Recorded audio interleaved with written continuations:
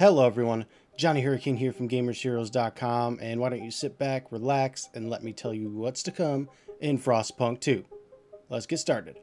Alright, so recently I was invited to a little preview for Frostpunk 2 in another game. Unfortunately, the assets I got were not like what we saw. We saw actual gameplay. It looked fine, so I don't know why I didn't get the video, but I didn't. So you're just going to have to deal with the trailers and screenshots.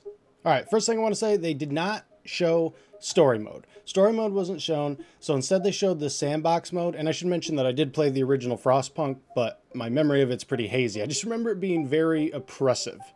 So this open world builder, this sandbox mode is known as Utopia Builder, and you're sort of just like the normal game really, except, you know, not quite story related. You're building a future. Like, hey, you need, not only do you need to survive, but you need to progress, you need to expand, you need to make sure your citizens don't turn on you and things like that.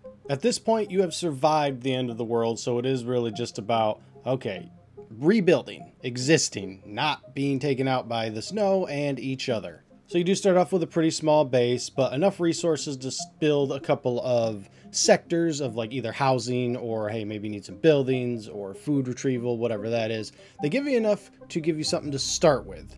And this game goes not just by days, it goes days, weeks, months, and even years if you can somehow survive that long, which I guess the last game didn't, but that's still pretty cool. So you get a more accurate representation of how long you've been doing this. And the economy's been reworked. It's more of a supply and demand type of system. You know, the citizens demand and you supply type of system. I didn't see, maybe there was trading. So like, you know, someone might be like, well, there's way too much wood, so you can get wood on the cheap. But for the most part, it looks like it'll be fine. The big thing in the game that even in the last game I remember was the choices, and basically like, hey, if you do this, you're going to piss someone else off. And if you piss the wrong people off, that could lead to a revolt. The video they showed us was the engineers and the foragers. So basically the foragers like, hey, do you want us to go out and gather more stuff? And the engineers were like, well, what if we do a sewer system instead? And it was like, well, we only have the people and the resources to choose one. What one do we want? And from there, basically, you might make the foragers mad if you build the sewers, but you can also sort of make it so the foragers are okay with it as long as you keep the sewer safe. It seems like it was going to get into insane depth, which, yeah. So now you got to worry about that too.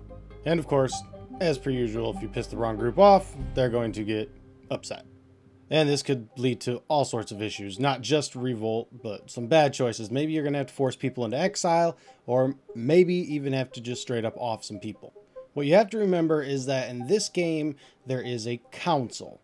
And while you can effectively, like, hey, this is what we're voting on, you're not the be-all, end-all guy here. So if you say, let's vote to get more food, well, you need everybody else to vote to get more food.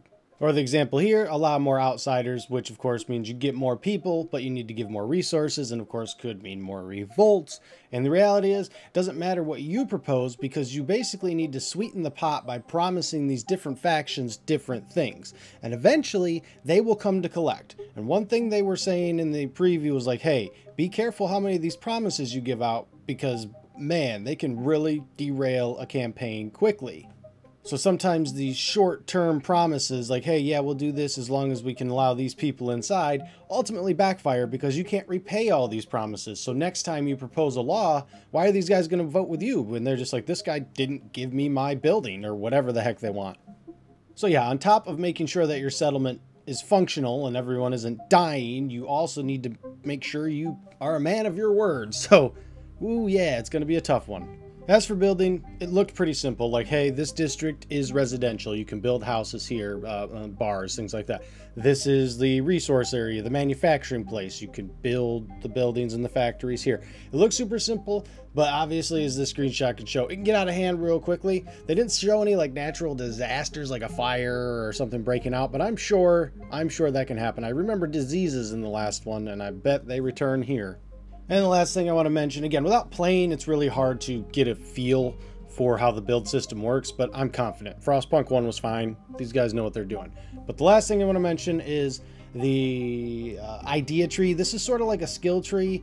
So like, you know, you pick the, hey, I'm going to get a little bit more food from my hunting stuff. I'm going to get a little bit more wood out of cutting trees and things like that.